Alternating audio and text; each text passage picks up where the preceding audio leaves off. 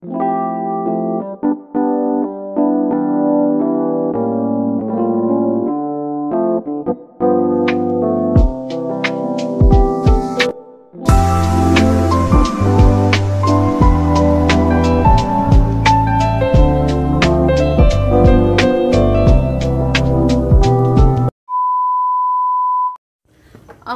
অবস্থা দেখো, অবস্থা শোচনীয়।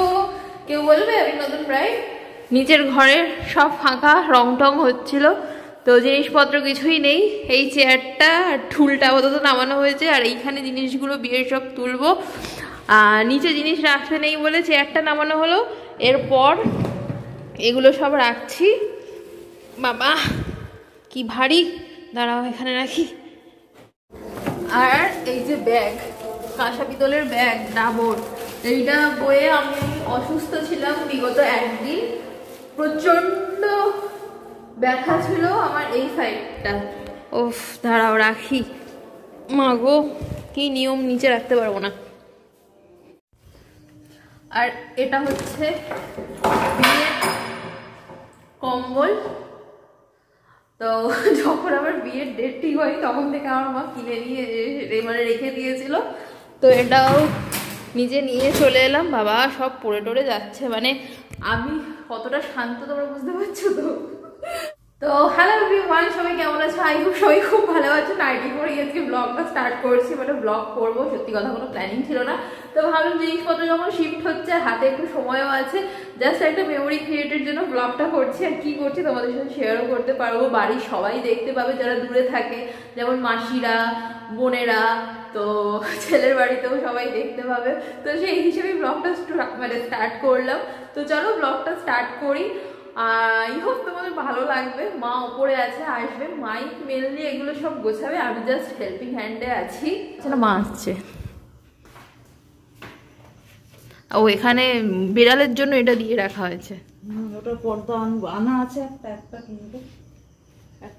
আমার মায়ের ঠান্ডা লেগে গেছে, দেখো কতকে নিয়ে এসছে। এই কাজ করো, মা কাজ না করে শুধু ফাঁকিবাজি মারছে। আমার বোনের সাথে ফোনে গল্প করতে শুরু করে দিয়েছে, হাতে সময় কম, এক্ষুনি তারপর বলবে ভাই রান্না করতে ডাকছে। ঝিকিমিকি গান হচ্ছে। আমাকে দেখে মনে হচ্ছে আমার সামনে বিয়ে, আমি আপকামিং ব্রাইড মনে হবে কিনা, কেমন লাগছে। মানে আমি একটু ফেসিয়াল করবো, কিছু করবো, স্কিন কেয়ার করবো, কিছু করতে পারছি না। মানে খাচ্ছি, ঘরের কাজ করছি, এই করতে করতেই সময় কেটে যাচ্ছে। মানে সত্যি বিয়ে বাড়ি মানে এত কাজ। আর আমি তো মাকে বলেই দিয়েছি তুমি এখন রেস্ট পাবে না। সেই রেস্ট পাবে কবে বলো তো? রিসেপশনের পর। এই দেখো মা মুছামুছি করতে শুরু করে দিয়েছে। সব জিনিস এখান থেকে ওখানে পরপর পরপর পরপর শিফট হবে। ভেজা ওপরটা কি দেবো? ও এর ভেতরে গড়িয়াহাট থেকে সেদিনকে যে সমস্ত জিনিসগুলো কিনেছিলাম সব কিছু আছে। এটা নিয়ে একটা কথা আছে, তোমাদেরকে আমি পরে বলবো। ব্যাগ ধরে তুলে দিলে ব্যাগ বার করবে না তাহলে? ও তোমার দরকারি কিছু নেই ওর ভেতরে? তা দাঁড়াও আমি একটা একটা করে তোমায় দিই। ওরে বাবা, থালা বাসন, বাবা গো কি ভারী কি ভারী। এরপর যাচ্ছে হচ্ছে বেনারসি। ধরো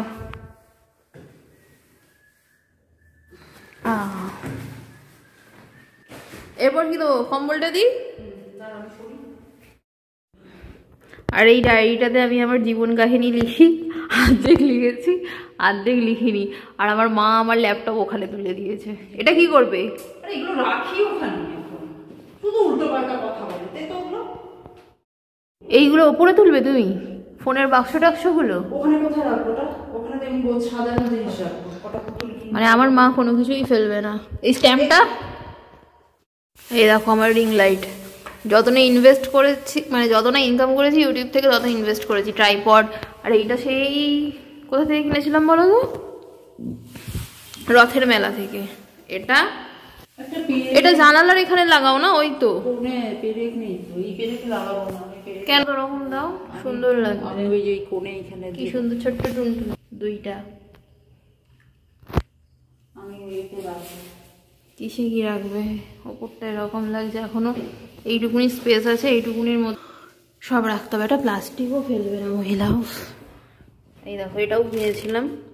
ওইটা দে, ওয়েট মেশিনটা দে। ওয়েট মেশিনটা আমি ওয়েট করবো, এই মহা মূল্যবান জিনিসটা আমি কিনেছিলাম বাট খুঁজেই পাচ্ছিলাম না। এখন আমি দেখবো আমার ওয়েটটা কত, দাঁড়াও বলছি হ্যাঁ কিছু কিছু করতে পারবে।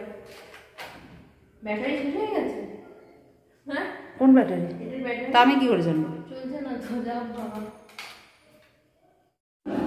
ব্যাটারিটার অবস্থা দেখো ড্যামেজ করে। এবার সুবীর এটা দেখে বলবে তোমার জিনিসের কোনো যত্ন নেই। এটা মানে আমি কোথায় রাখি জিনিস সত্যি কথা মনেই থাকে না।